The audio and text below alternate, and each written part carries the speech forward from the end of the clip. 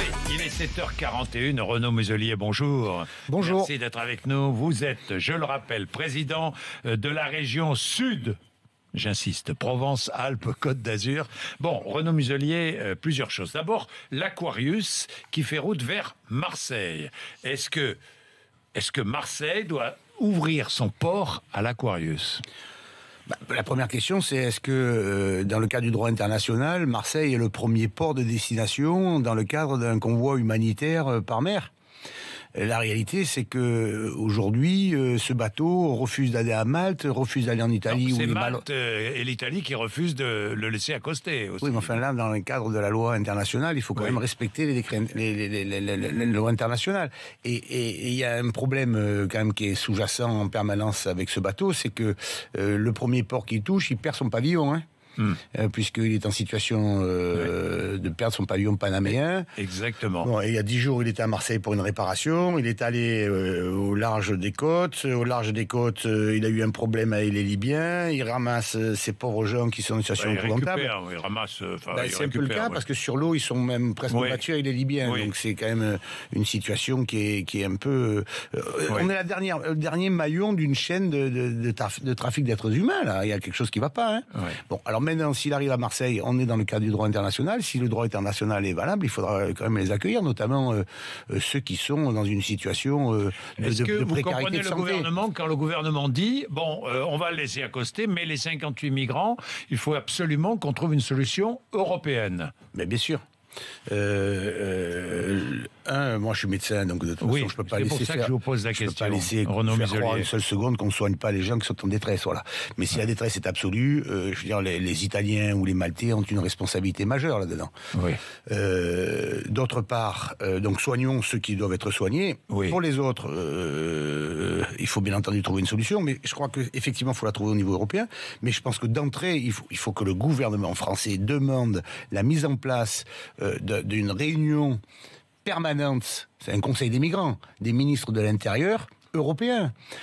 Il y a des europhobes, il y a des européistes, il y a des souverainistes, peu importe, ils sont ministres de l'Intérieur de l'Europe, ils doivent travailler ensemble, ce qui n'est pas le cas aujourd'hui. Et ce n'est pas les présidents des États qui se voient de temps en temps qui vont régler le problème. Donc, faire comme il y a eu la crise au niveau européen sur le plan financier, où les ministres de l'économie se voyaient régulièrement pour traiter le problème des finances, et bien là, on met autour de la table, et ils se mettent autour de la table, de façon à ce que les Européens s'entendent pour la crise des migrants. Ça me paraît être intelligent ce que vous proposez. Ça me paraît être une bonne. Non, mais c'est du bon sens. Mais vous savez, merci de cette remarque, mais c'est du bon sens. Non, mais attendez, mais moi je juge comme ça. Je dis simplement, c'est ce qu'il faut faire, parce qu'on ne peut pas rejeter ces gens et il faut trouver une solution européenne. D'autant plus que quand on se retrouve avec le président Orban, le Hongrois ou l'Italien. Quand on est autour de la table là-bas au Parlement européen, j'y étais encore hier, les propos sont pas du tout les mêmes que ce que l'on peut voir à la télévision. Ah bon voilà, c'est pas la même chose. Donc, mettons-les autour de la table, imposons par le Conseil le fait qu'ils se retrouvent dans un Conseil des migrants avec les ministres de l'Intérieur. Je suis sûr qu'il en sortira une solution. Est-ce que vous êtes d'autant plus que quand vous regardez les crises des migrants et regardez les crises migratoires, elles ont beaucoup évolué. Aujourd'hui, sur la crise, ça passe plus par la Libye, ou beaucoup moins. Ça passe par le Maroc et l'Espagne et par la Turquie. Et donc, l'évolution de ces crises se fait et dès que ça se bloque à un endroit, ça repousse à l'autre. Donc, c'est une crise européenne et on ne réglera pas le problème, chacun dans son coin, dans son propre pays, ce n'est pas vrai. Bon, alors, Renaud, d'abord, est-ce que vous serez candidat à la mairie de Marseille, Renaud Muselier ? C'est une question récurrente. Je suis très très heureux d'être président de la région Sud Provence-Alpes-Côte d'Azur, ce magnifique petit pays de 5 millions d'habitants et de 6 départements. Et pour l'instant, je préfère réussir mon opération là. Plutôt qu'à la mairie de Marseille. Non, mais attendez, après, vous avez les élections municipales, mais bien entendu, et je fais bien... Vous savez, c'est ma capitale régionale, c'est ma ville, j'y ai grandi, j'y travaille, mes enfants, ils sont nés, c'est les 5 générations. Je l'aime viscéralement et profondément. Donc, la seule chose qui compte pour moi, pour la suite, c'est ni extrême, ni système. Oui. Ni extrême, ni système. Exact. Bon, d'accord. Mais avec vous ou sans vous, peu importe finalement. Ni extrême, ni système. Oui. Avec vous ou sans vous, peu importe. Ni extrême, ni système. Oui. C'est-à-dire je serai forcément dans le coin, hein. Oui, ça j'ai bien compris. Oui, bon. Renaud Muselier, vous êtes en colère, enfin pas vous, mais les régions de France contre l'État. Que se passe-t-il ? plus que les régions, c'est non seulement les régions, mais c'est aussi les départements, et beaucoup de communes et les mairies. Nous faisons avec Monsieur Larcher mercredi soir une réunion pour les libertés collectivités territoriales avec M. Barouin, enfin avec les maires, M. Barouin, avec les départements, M. Bussereau, avec M. Morin, président de région, lors du congrès de l'ARF que nous recevrons le lendemain, jeudi, le Premier ministre nous a déclaré hier qu'il viendrait, c'est une très bonne nouvelle. Oui, on est en colère. Ça fait... j'ai jamais vu ça d'ailleurs dans ma vie politique et qui commence à être un peu longue, en plus de 20 ans. Comment en un an, on peut fédérer la totalité des collectivités territoriales contre un gouvernement et un président de la République. Eh bien, ils ont réussi cet exploit. Pourquoi ? Ils nous imposent des choses qui ne s'imposent pas.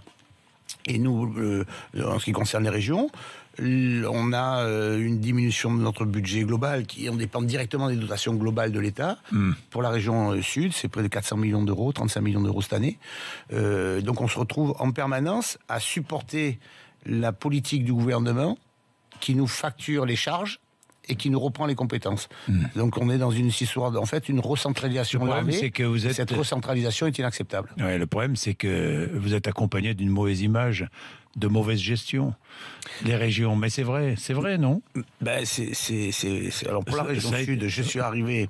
Non mais c'est vrai, il faut à la fois, c'est-à-dire que pour notre région, nous on était considérés comme la région la moins bien gérée de France quand nous sommes arrivés avec Christian Estrosi. Aujourd'hui, nous venons d'avoir 2 critères extérieurs qui nous donnent le fait qu'on est les mieux gérés de France. Très bien. Ça veut dire que quand on a un axe de gestion d'un élu local qui connaît son boulot, on en arrive à le faire. Parallèlement à ça, sur le global des régions, nous, on a réduit nos endettements et notre mode de fonctionnement à 50 milliards à peu près, pendant que le gouvernement est à 330 milliards. C'est-à-dire qu'on s'est imposé nous-mêmes un certain nombre de doctrines financières pour le redressement de nos comptes, d'élus responsables face aux difficultés financières qu'on a, et on a incontestablement un redressement du dispositif de gestion. Alors est-ce que là-dedans, en fait, on n'assiste pas à un élu bashing, vous savez. On est toujours en train de dire ces élus, c'est les élus locaux, ils font des bêtises, ils consomment l'argent n'importe comment. C'est pas vrai. Voilà. Et le gouvernement, lui, ferait mieux de faire attention à ce qu'il fait plutôt que de nous charger, nous, alors qu'on est en proximité, directe et globalement toujours très responsable, alors qu'on veut nous faire passer pour des dépensiers irresponsables. Alors, dernière chose, Renaud Muselier, vous êtes en colère, le mot est peut-être même faible, contre les services de la SNCF dans votre région. Parce qu'alors là, il paraît que ça ne fonctionne pas ou mal. Enfin, ça fonctionne, mais très mal. Allez-y, vous avez des chiffres, je vois 20% de trains en retard, 10% de trains annulés. 90 jours de grève. Par an. Un peu plus d'1 million d'euros par jour pour un service défaillant avec 14 points de fraude. Chaque point de fraude, c'est 700 000 euros. Donc, on peut quand même se dire qu'un tiers de mon budget qui part dans la SNCF, c'est 400 millions d'euros, 380 exactement, en disant, vous nous fournissez quand même un service qui est déplorable. Alors, je regarde par rapport aux autres régions. J'entends bien que notre réseau, nos rames, nos trams, etc. Ok, mais enfin, on paye. Le retard est là. Tout le temps. Et donc, vous en avez assez. Et donc, à ce moment-là, on a non seulement j'ai assez... Pour un service qui n'est pas rendu. Mais c'est la raison pour laquelle nous avons refusé de signer la convention avec la SNCF, de façon à essayer de remettre à plat pour la suite ces relations commerciales qui sont défaillantes. Donc, nous ne payons pas, par exemple, les jours de grève.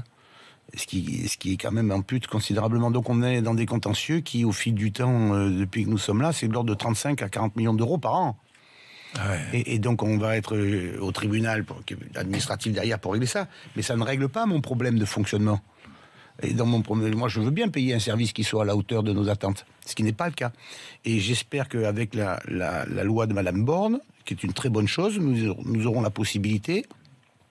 Dans cet appel à concurrence, on a fait déjà un appel à projet. On a 8 candidats européens qui viennent demander à travailler chez nous. Et quand on regarde, je suis vice-président de la Commission européenne, de la Commission de transport. Vous choisirez la concurrence. Et bien entendu. Et que la SNCF ou les cheminots qui sont en grève me disent pas attention, il faut faire comme l'Angleterre. Je leur dis oui, vous avez raison, il ne faut pas faire comme l'Angleterre. Oui, mais il ne faut pas continuer comme en France. Et pourquoi les filières de la SNCF sont compétitives dans les réseaux en Allemagne lorsqu'il soumissionne et qu'il gagne, alors que la SNCF n'est pas compétitive sur mes rails en France, chez nous, dans notre région Provence-Alpes-Côte d'Azur. Voilà, donc il y a un certain nombre de choses de bon sens, simples.